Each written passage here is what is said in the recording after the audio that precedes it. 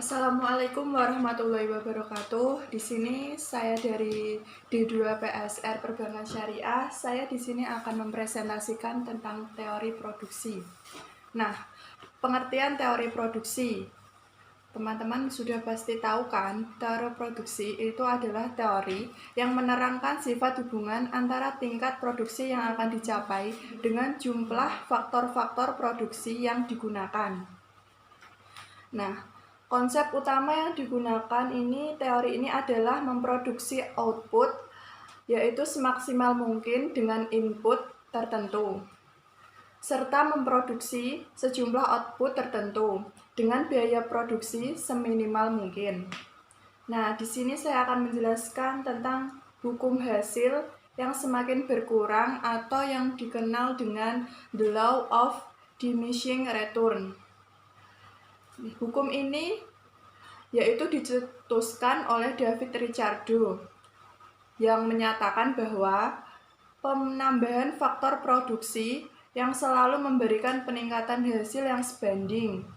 Pada titik tertentu, perubahan hasil akan semakin berkurang meskipun faktor produksi itu terus menambah.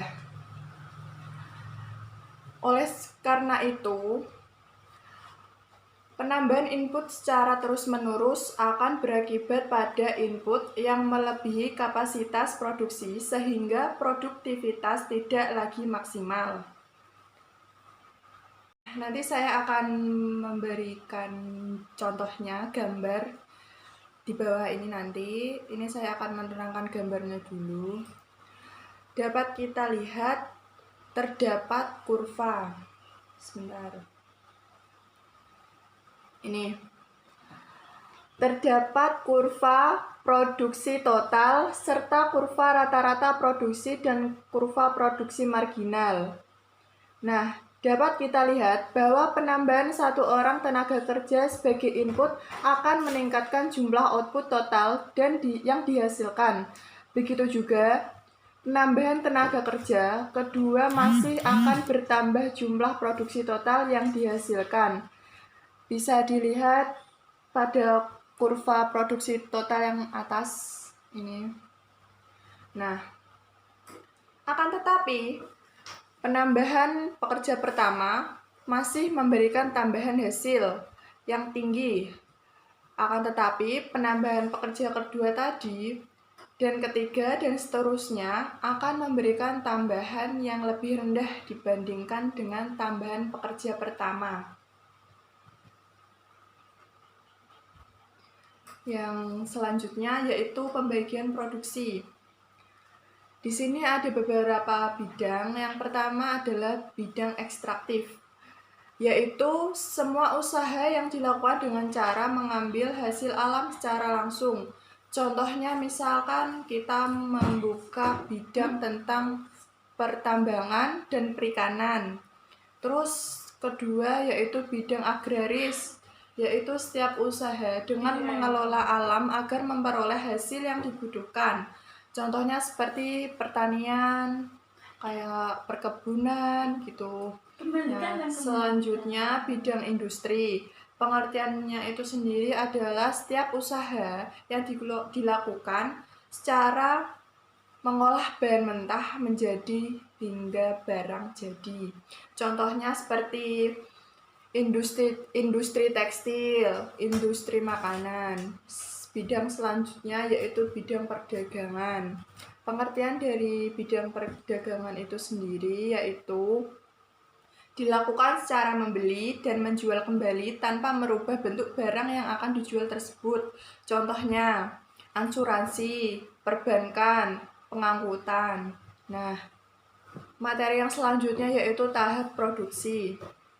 Selain dapat dibagi beberapa bidang, cara yang dapat digunakan untuk meningkatkan produktivitas yaitu yang pertama adalah sektor produksi primer, yaitu meliputi barang ekstraktif dan bidang agraris, seperti saya jelaskan yang di atas tadi.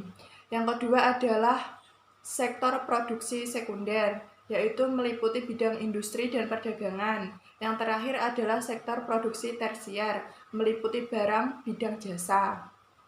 Nah, produktivitas. Dalam teori produksi, dikenal beberapa cara yang dapat digunakan untuk meningkatkan produktivitas. Nah, antara lain yaitu ekstensifikasi, intensifikasi, dan rasionalisasi. Materi yang selanjutnya yaitu saya akan memperlihatkan kurva Isoquant dan Isocos. Yang pertama, kurva Isoquant adalah kurva yang menunjukkan kombinasi dua macam input yang berbeda akan menghasilkan jumlah output yang sama. Nah, yang dijelaskan tadi saya akan memperlihatkan kurvanya ya. Ini sebagai kurva.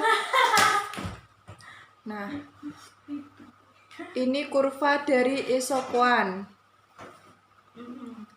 Nah, tadi sudah saya perlihatkan kurvanya. Ciri kurva tersebut mempunyai kemiringan negatif.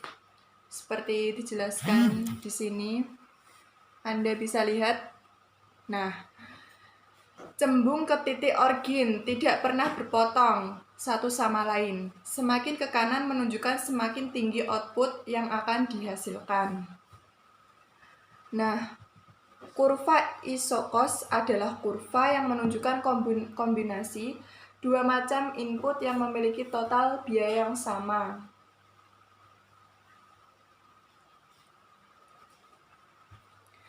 Oke, saya akan memperlihatkan kurvanya. Bisa dilihat dari layar HP Anda. Ini kurvanya model gini. Nah, seperti begitu.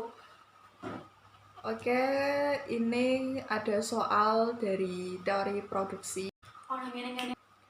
Yang A cembung ke titik origin. Yang B memiliki kemiringan negatif. Yang C menggunakan kombinasi input yang memiliki total biaya yang sama. Yang D tidak dapat berpotongan. Yang terakhir adalah semakin ke kanan semakin besar output yang dihasilkan. Nah, mari kita jawab.